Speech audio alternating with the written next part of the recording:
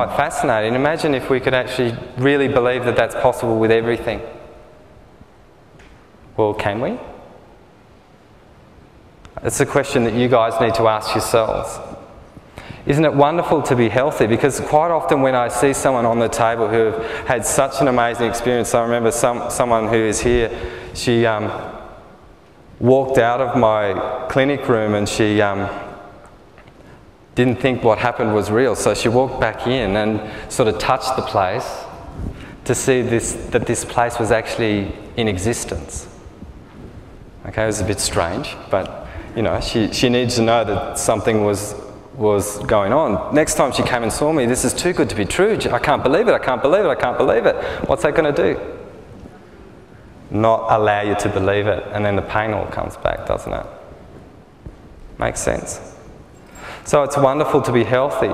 This may be challenging, but it's great, I'm learning. So if we're having stuff that can be difficult, it's a really interesting way of your perspective. If you actually understand that maybe I'm learning something out of this, rather than actually looking at it as bad. Okay? Now, I'll give you an example for me in my personal life, which is not necessarily so great. I was assaulted by someone a couple of years ago, by a woman.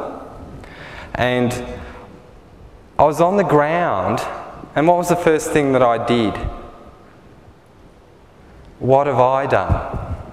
Very, very different. I was pretty sore. But I actually took personal responsibility for that action that was taken. It's a very, very rare thing to do when you're in pain and someone's just hit you. Okay, but that's what I did. I needed to learn and understand what had happened, especially straight after an accident. All of your non-conscious stuff goes into your soma, into your body. So I wanted to know what happened straight before and straight after that experience, so I wouldn't end up with a whole lot of pain in my body.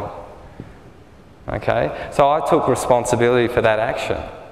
Was that right or wrong? It helped. It helped me understand something so it never happens again, hopefully. Now this is a really interesting one. The truth hurts. Now how many people find it really, really difficult to hear something that they do that is not so great? Holy shit. We are not good at this, are we? We're really not good at accepting something that we don't do very, very well. Okay, but what if the truth set us free? What if we could actually accept that as information, as an input? Wouldn't that be more freeing for us as a human being? So if this, I'll explain a morning for me. One morning I got, Jason, you're the most beautiful, most softest man I've ever met. I'm like, oh, that's nice. And the next person comes in and says, Jason, you're as blunt as a sledgehammer. I'm like, oh, that's nice. And the next person said, Jason, you've got a 666 attached to your forehead because you're way too psychic and aware. I can't deal with it. That was my favourite. Because none of those responses mattered. Okay, I got all the information, all the truths out of that, but none of it really mattered because I understand myself much more. Does that make sense? When you're in a peaceful and loving place within yourself, you find that the responses from the outside world stop mattering. You get the information as just information, and that is all. Is that an easier way to deal with life? It would be, wouldn't it? But how do we do that? How do we do that when our head is saying, you're a wanker, I don't like you? You know, we have all of these thoughts going on all the time. I'm sorry if you're thinking that. I apologise. But it's okay. Whatever your thoughts are, it's fine.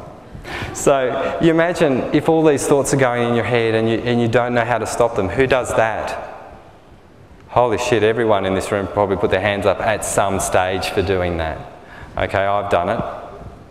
So you imagine if you could just accept those thoughts. I actually started doing that. I started accepting all of these thoughts that were negative coming into my world.